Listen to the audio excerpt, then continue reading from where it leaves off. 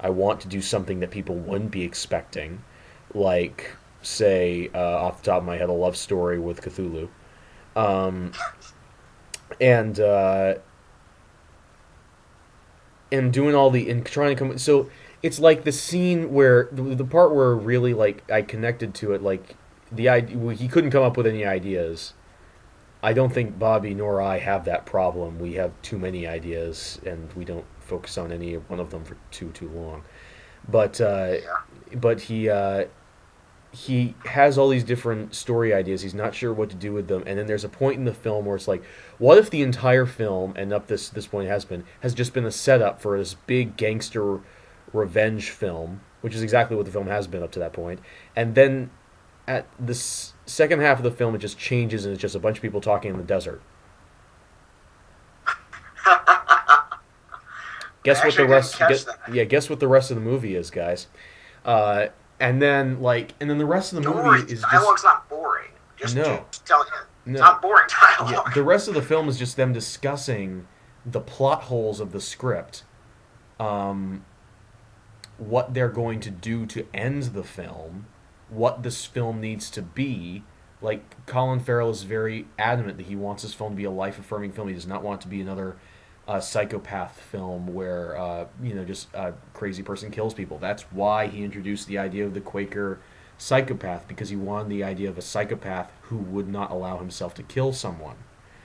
And Tom Waits is a psychopath who kills people who kill other people, and also has this whole romance thing, and is like he has a softer side, and all these different things. That Sam Rockwell, he really has no control over Sam Rockwell. Sam Rockwell is the opposite side of things, where he wants, like Bobby was saying, he wants everything to be really crowd pleasing, and he wants the shootout. He wants the girl in the wet T-shirt. He wants Christopher Walken playing Nosferatu with guns. He wants he wants these things. He wants this big shootout. He wants at the end of the ending of the film to be Marty admitting that he was his best friend.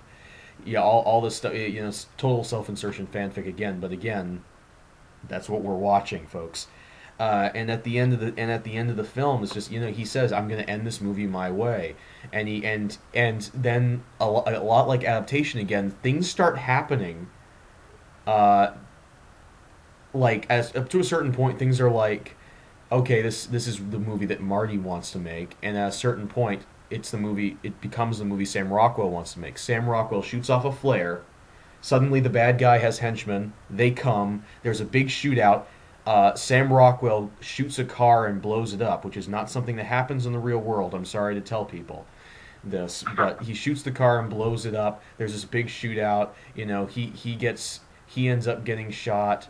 The dog gives him the paw. It ends exactly the way Sam Rockwell wanted it to end. And Marty admits, "I love you, man," and drives off into the sunset, being the only one to escape alive. And I mean, the girlfriend doesn't show up and get shot, sadly, but Yeah. one, That was one of my complaints. yeah, I don't like how they didn't really resolve that. Like, oh, she dumped him. Okay, now she's gone. Okay. yeah. I think they put the females on the poster to mislead the plot and for eye candy, Yeah. but no other purpose really. Like I thought one of the girls was going to be the Jack of Diamonds killer, Yeah. like his girl, like Sam Rockwell's girlfriend or Marty's girlfriend. One of them was going to be the killer, but then it turned out to be Sam Rockwell, and I was like, oh, I guess those characters are leaving us now. Yeah. Yeah. Yeah. I mean, and yeah, like in the trailer, they even advertised the hot girlfriend played by a Bond girl, of course, just to like throw you off the trail. It's like, oh, she's a major character. It's like, no, no, not at all. She has one scene. Enjoy the scene while she's there, because I can't pronounce her K-sounding last name. Mm. Is very attractive. I will give her that. And she's a decent actress. I mean, she was good in Quantum. But like, Oh, that was the chick from Quantum, really? yeah, that was her. That was the girl from Quantum of Solace. They need to give her a bigger part. Yeah, yeah. Sad but true. Yeah. Yeah. Yeah. I think you're right in that assessment. I didn't think about it that way, but yeah, it does kind of. It's like the writer dives into a lot of, if I may get snobby literary here for a moment. Go for it. Okay, good. So, the Irish theater tradition, Irish narrative tradition, a lot of times it deals with a place of comfort and the idea of control. Most Irish plays follow this formula. You have a set of characters who are in a place, like a family or a house unit or something like that. And they may not have the best existence, but they have a comfortable existence. And then a character comes along and wrecks this peace, wrecks this comfort in some way. Example would be like in Waiting for Godot, when Potso and Lucky come in and ruin the sort of peaceable waiting period that Estragon and Vladimir have been sitting in. And when they leave, things have been altered, and they never go back to their way. Usually, most Irish plays are tragic comic in that, because even if there is a good ending, the characters can never go back to that peaceful naivety that they had before.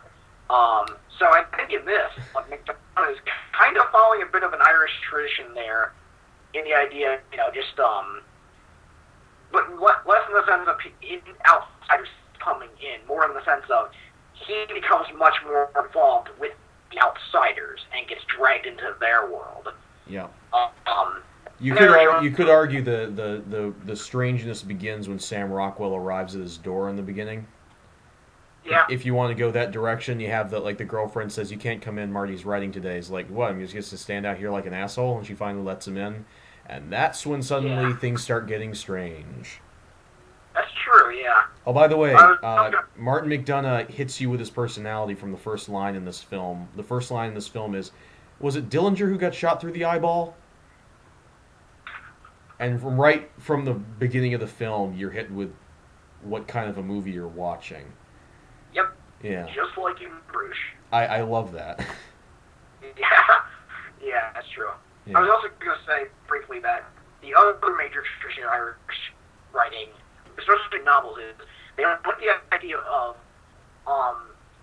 someone creating a scenario or world, and sometimes they go metafiction with this, like At Swim Two Birds is a great example of this, where the writer sets up a world and then loses control of the world he set up as. In this one, it was almost kind of like At Swim Two Birds, whereas these characters he was creating, they were coming to life in not like a supernatural way, more like, oh wait, you inspired the story? Oh shit, you're not what I expected, like with Walken and with, Sam Rockwell's character, like you said, being psychopaths. Just like them coming to life, the characters he's trying to create coming to life, and kind of wrecking his peace of mind in every which way possible. Okay, at this point we are running out of time. So we're going to, I think, wrap up the review now. I think I'm probably going to have to go back in the post and put some subtitles under Bobby, because the Skype call is not as clear as I would like it to be, sadly. Oh dear. Yeah, I've understood what you're saying, but through the filters of the speakers and the microphones and everything like that, I might have to just give you some subtitles so that I make sure that people on the YouTubes can understand you. But yeah, so any final thoughts? Well, I think goes without saying that I recommend this movie. I think it's not everyone's cup of tea. I told my mom when I got home today, she's like, "How's the movie?" I'm like, "I can tell you, I'd never get you to watch it." Yeah. I would not take my parents this movie. I made the mistake of trying to watch In Bruges like that, and that didn't go too well. But yeah, if you like this kind of movie where it's very smart, it's witty, it's dark, it's violent, and yet it has a good heart at the center of it, I think this is totally your kind of movie. And if you're a writing buff, or if you enjoy good writing, this will at least win you on that level, because this is a very well written movie. But yeah, I recommend it, and I enjoyed the 850 I paid for it. So yay matinees! Yay! Yeah. following up on what he said, my final thoughts are, yeah, I really enjoyed this movie. It hurt my head, but it was very enjoyable. Speaking of parents, I would actually be more willing to show this to my dad. I would never show this to my mom, but I would show this to my dad. I wouldn't show him In Bruges because since he's become a father, the idea Yeah. of children be getting hurt has been very difficult for him. Um, but I would show him this movie because there are no children getting their heads blown off in this film. So I would show him this. Sadly, what breaks my heart about people like McDonough is that this movie will not make a lot of money. Yeah. It's a limited release, high concept film, and while it does have it with a horrible trailer, it has a lot of really funny lines, a lot of great performances, ensemble casting, writing, directing. Everything is fantastic, but it's not something that Joe Public goes to see. There are no giant robots. There are no real. I mean, there are like only two or three sex jokes, and none of them are involve sperm hitting anyone in the face or hair or anything like that. So I don't see this hitting the tween audience very well. Um, but I believe that this film is very deserving of whatever money it gets and more. It's I hope to see many more films from Martin McDonagh in the future because he is fantastic at it. I hope to see. I mean, I've just rediscovered Woody Harrelson. I know the rest of the world's known about this for a long time, but I'm hoping to see a lot more from him and a lot more from these other actors because I'm hoping that Colin Farrell will stop being in bad remakes and start being in more of stuff like this because he's really good when you put him in something when he can actually use his Irish accent and doesn't have to be like following in the shoes of someone like Chris Sarandon or even Arnold Schwarzenegger. And yeah, I thoroughly enjoyed this movie, and I think that yeah, if you are a fan of Irish writing, if you are a fan of if you are a Quentin Tarantino fan, I think you will enjoy this movie. If you are if you are a writer, if you have struggled to write something, or and like not, and I don't mean like a romance novel or something like that. I mean like if you've like tried to write something and if you tried to write something, you'll enjoy this movie. If you enjoy this type of movie and you tried to write something, 10 to 1, you've tried to write something like the guys in this movie are trying to write. I know Bobby and I have, and that's why we're looking at this film and we're like, yeah. So I want to be able to cast Christopher Walken so like where he kicks the bucket. I mean, seriously. yeah. But yeah, so this I thoroughly enjoyed this film, and I'm not going to see it in theaters again because I have very limited funds at this point. But I'm definitely going to at least see it on Netflix or purchase it on DVD, one or the other. Yeah. We'll see how that goes. Yeah. All right. All right. Well, pleasure hashing over the movie with you, Billy. As usual. Absolutely. We should get together again and review Skyfall eventually. Oh, yes. Yeah. Or, well, I think Clone Atlas will be a dense cluster to tackle, but Yeah. if we feel... Yeah, I'm probably not going to see that in theaters, Not I gonna gotta see it? tell you. Okay. Yeah. All right. Yeah. Okay. Well, yeah. Let's try to do this for Skyfall then, because I think that's the next big All right. movie for a lot of people. For those on YouTube, this is not a promise because both of us are incredibly flaky and not very good at scheduling. But there's a strong possibility that we might Yes. review Skyfall. There's also a strong possibility that this review will not be on YouTube until after Skyfall is released and the entire thing becomes void anyway.